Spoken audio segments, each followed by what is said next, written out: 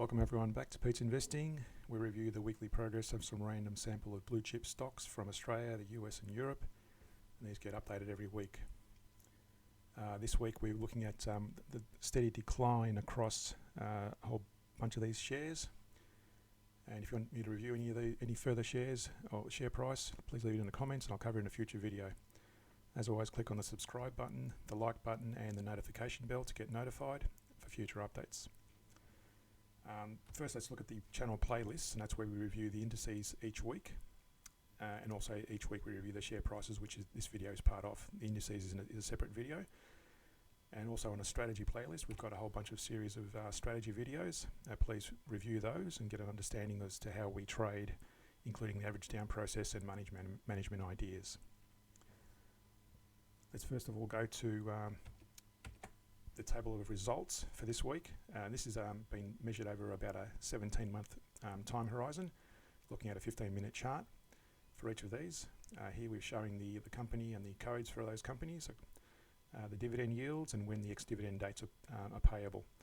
Also we're looking at the 17-month returns, Aussie dollars, Euro and US dollars respectively, and that's a ballpark about with quality a dollar amount, but that's including the Euro. About $7,500, mixture of Euro, Aussie dollars and US dollars. And they're the returns percentage wise, and that's for the buy and sell strategy. For the buy and hold strategy, meaning you don't sell it, that's what it would have returned in comparison, and their percentage returns. That's the drawdown for each of those stocks, and what it calculates out on an average, that divided by 17 is about just under $500 a month on average, and that's been consistent since we started showing these results. Okay, let's first go to our first chart, which is a Commonwealth Bank. As you can see here, it's had a steady increase over the week, with somewhat a decline in the last 2 days from Thursday down here. This has been consistently above the MA 200 the last couple of weeks, and we haven't sold out of this yet. The position opened late last week, and it may well close out on Monday when it opens up tomorrow. Today's Sunday, so when it opens up tomorrow, if the CCI will continue to decline below zero, we'll probably close out this position if it's met our criteria. Next we look at BHP. Now this has been going sideways for a number of weeks now, up and sort of bouncing up and down, a bit of a roller coaster ride above the MA 200.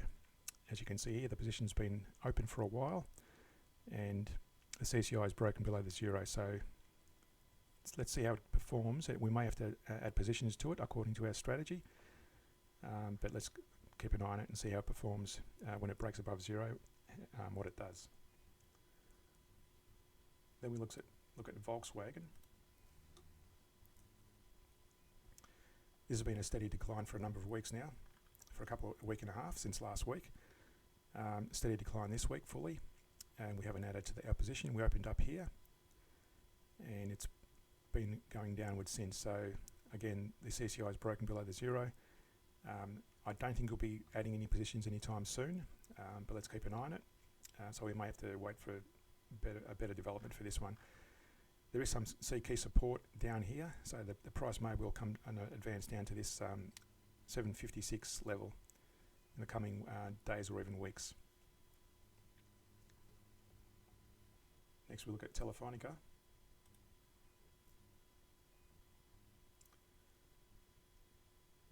This had a bit of a rise last week, and now it's broken down below our MA 200 this week, and again approaching this key support of 382 approximately. So it's hit this little minor support level here and bouncing off that, but we'll see how it performs. It may well break below that and come down toward this level in the coming days.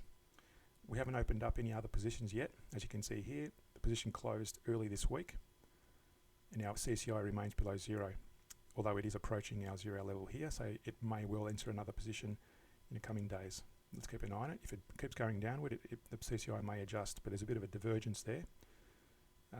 It may well adjust and break down further. JPMorgan. This had some promising signs last week. It closed out the position there, but then it's broken down below the MA 200. Again, because the CCI 100 is below the zero line, it hasn't reopened any new positions. So it remains on a downtrend with no new positions opened. If it does break above the zero, it will add a position, but we're not in a position for that yet. So let's keep an eye on that. It's touched and kissed this key support area of 147.50. So see how it performs in the coming days, whether it continues down or it retreats and makes an uptrend. Although there is divergence here, that's a positive sign for a price increase, although there's no guarantee. So let's keep an eye on it and see how it performs, although we're not in any positions on this one yet. Johnson & Johnson.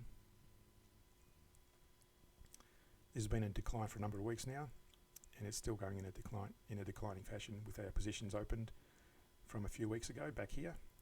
It made a bit of an advance and it fell below the MA200. No new positions opened.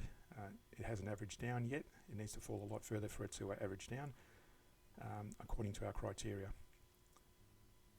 So again, reference the average down strategy video to get a better understanding as to how that average down process works.